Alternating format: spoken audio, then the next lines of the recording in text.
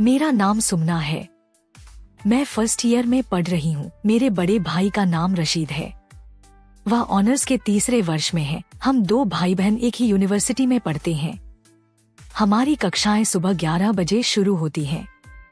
हम दोनों भाई बहन एक साथ यूनिवर्सिटी जाते हैं। पिताजी और माँ ने विश्वविद्यालय आने जाने की सुविधा के लिए एक मोटरसाइकिल खरीद दिए हैं। भाई मोटरसाइकिल चलाता है और मैं भाई के पीछे बैठकर यूनिवर्सिटी जाती हूँ। और मेरे पास एक मशीन भी है जो कभी मैं अपनी मशीन का इस्तेमाल नहीं करती। मैं नहीं जानती थी कि मेरा भाई एक दिन मेरी मशीन को इतनी अच्छी तरह इस्तेमाल करेगा। मेरे पिता और माँ दोनों सरकारी नौकरी में हैं, इसलिए वे रोज सुबह 8 बजे ऑफिस के लिए घर से निकल जाते हैं। पापा और मम्मी के ऑफिस चले जाने के बाद मैं और मेरा भाई नहाए और तैयार होकर यूनिवर्सिटी चले गए। क्योंकि हमारे घर में एक ही कॉमन बाथरूम है, तो पहले मैं नहाकर तैयार हो जाती हूँ, फिर मेरा भाई नहाने जाता है। आमतौर पर लड़कियों को तैयार होने में थोड़ा अधिक समय लगता है, इसलिए मैं पहले नहाती हूँ। हम दोनों भाई बहन यूनिवर्सिटी चले गए तो घर पर ताला लगा हुआ था। घर के गेट की चाबी हम सब के पास है। मैं और मेरा भाई क्लास खत्म करके शाम करीब 4:30 बजे घर आए। शाम को करीब 6 बजे पापा और मम्मी घर आ गए। इस तरह मैंने हर दिन एक निश्चित दिनचर्या के अनुसार बिताया।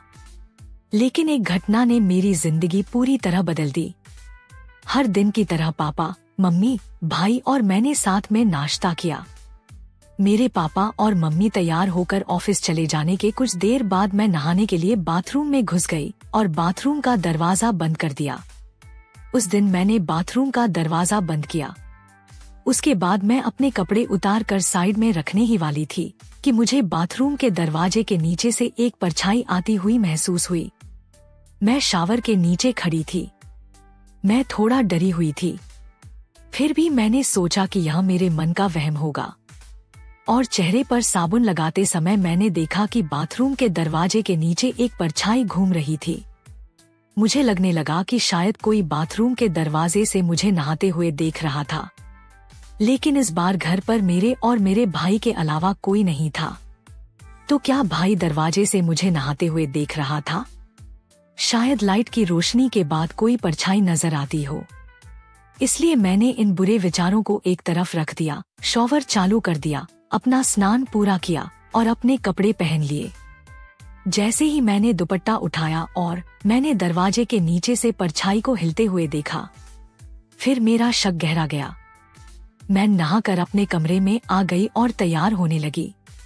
उधर भाई कुछ देर बाद तैयार हो गया और मुझे यूनिवर्सिटी जाने के लिए बुलाने लगा। मैं और मेरा भाई घर का दरवाजा बंद करके यूनिवर्सिटी के लिए निकल गए।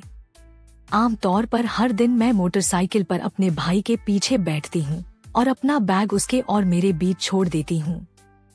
लेकिन आप क्या सोचते हैं कि उस दिन मैंने अपना बैग अपने पीछे छोड़ दिया था? शायद मैं उस दिन एक अलग ही दुनिया में खोई हुई थी। उस दिन का एहसास इतना अच्छा था कि उसे शब्दों में बयान नहीं किया जा सकता। अगली सुबह से मैं सोचने लगी कि कैसे यकीन करूं कि मेरे भाई ने मुझे बाथरूम के दरवाजे से नहाते हुए देख लिया था या नहीं। बहुत सोचने के बाद मुझे एक विचार आया। मेरे पापा और मम्मी के ऑफिस चले जाने के बाद मैंने अपने मोबाइल कैमरे में वीडियो रिकॉर्डिंग चालू की और उसे बाथरूम के बाहर ऐसी जगह छोड़ दिया जहां अगर कोई मुझे बाथरूम के दरवाजे के बाहर लीक से नहाते हुए देखे तो उसकी रिकॉर्डिंग हो जाए। कैमरा वहीं छोड़कर मैं नहाने के लिए बाथरूम में चली गई और दरवाजा बंद कर लिया और दरवाजे की ओर देखा तो मुझे कोई परछाई दिखाई दी। नहाने के बाद मैं बाथरूम से निकली और अपना मोबाइल फोन लेकर अपने कमरे में चली गई।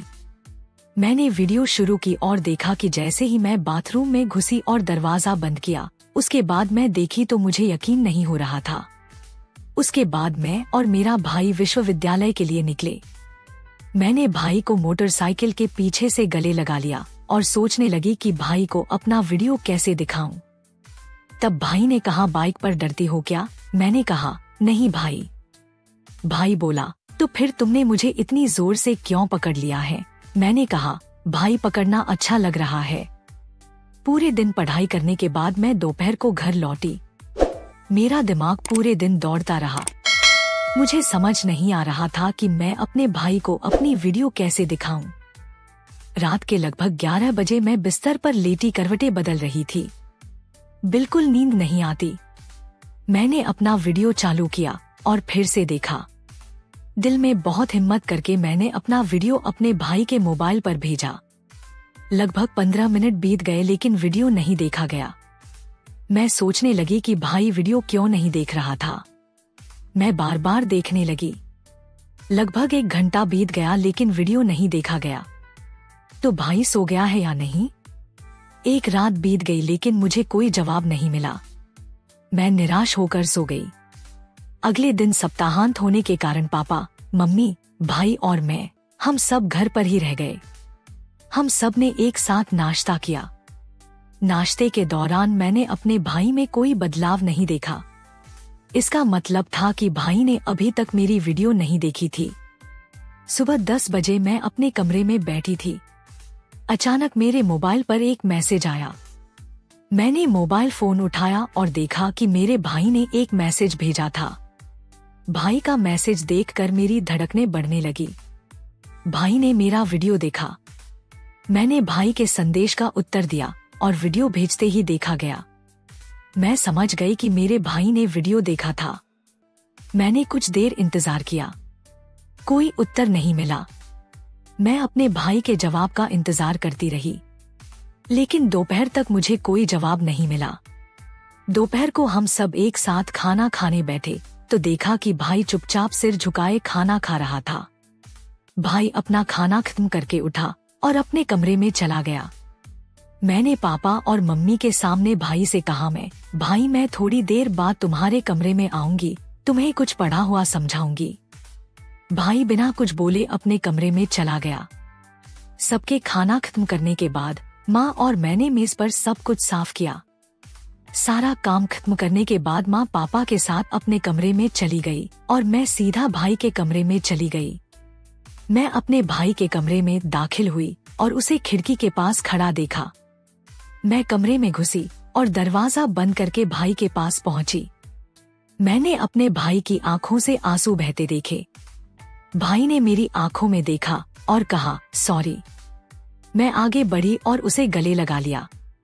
मैंने भाई के कान के पास अपना चेहरा लाकर कहा, मैं तुमको पसंद करती हूँ भाई। भाई ने कहा, मैं भी तुमको पसंद करता हूँ सुमना, लेकिन हम भाई बहन हैं, हमें यह नहीं भूलना चाहिए। मैंने कहा, इसकी चिंता मत करो भाई, आप हमेशा मेरे बड़े भाई रहेंगे और मैं हमेशा आपकी प्यारी छोटी बहन रहूंगी। मैंने भाई को कहा, अब मैं चलती हूँ भाई, और हाँ मेरी मशीन खराब हो गई है, कल देख लेना। भैया ने अपने दोनों हाथों से मेरा चेहरा पकड़ा और कहा, मैं तुम्हें अपनी छोटी बहन के रूप में पाकर सदैव आभारी हूँ। उस रात खाना खाने बैठे मेरे पापा और मम्मी के सामने मेरे भाई ने कहा, कल यूनिवर्सिटी में कई राजनीतिक कार्यक्रम हैं, इसलिए मैं कल यूनिवर्सिटी नहीं जाऊंगा। तब अम्मी ने कहा, फिर तो सुमना को भी जाने की जरूरत नहीं है। अब्बू ने कहा, मौजूदा राजनीतिक कार्यक्रम का मतलब सिर्फ लड़ाई झगड़ा है, तुम दोनों भाई बहन कल घर पर ही रहना। मैंने भाई की तरफ देखा और हल्की सी मुस्कान दी।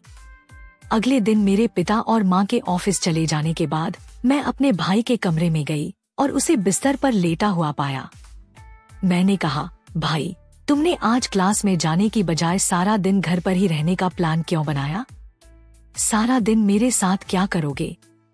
क्या तुम कोई प्लान बना रहे हो भाई? भाई ने कहा, कल तुमने कहा था कि तुम्हारी मशीन खराब हो गई है, देख लेना, भूल गई क्या? इसलिए मैं घर पर रहना चाहता था ताकि मैं तुम्हारी मशीन ठीक कर सकूं। तुम मेरी छोटी बहन हो, तुमने कैसे सोच लिया कि मैं कोई योजना बनाऊंगा? फिर मैंने अपने भाई को अपनी मशीन दिखाई।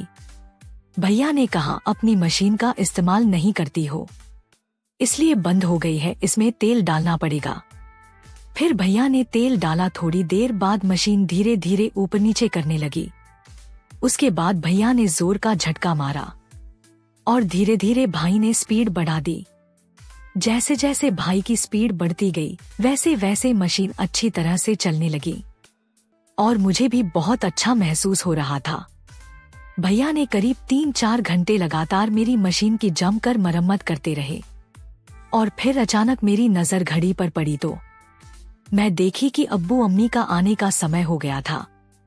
तब मैंने भाई को कहा, भाई अम्मी अब्बू के आने का समय हो गया है और बाकी मेरी मशीन की मरम्मत आप कल पूरी कर लेना।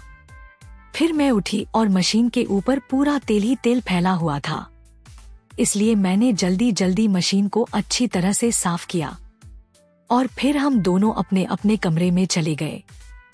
हेलो दोस्तों, आपको यह कहानी कैसी लगी कमेंट करके जरूर बताएं और आपसे निवेदन करती हूँ कि अगर आप हमारे चैनल पे नए हैं तो हमारे चैनल को सब्सक्राइब करके हमें सपोर्ट करें। हम आपके लिए ऐसी रोमांटिक कहानियां लाते रहेंगे। धन्यवाद।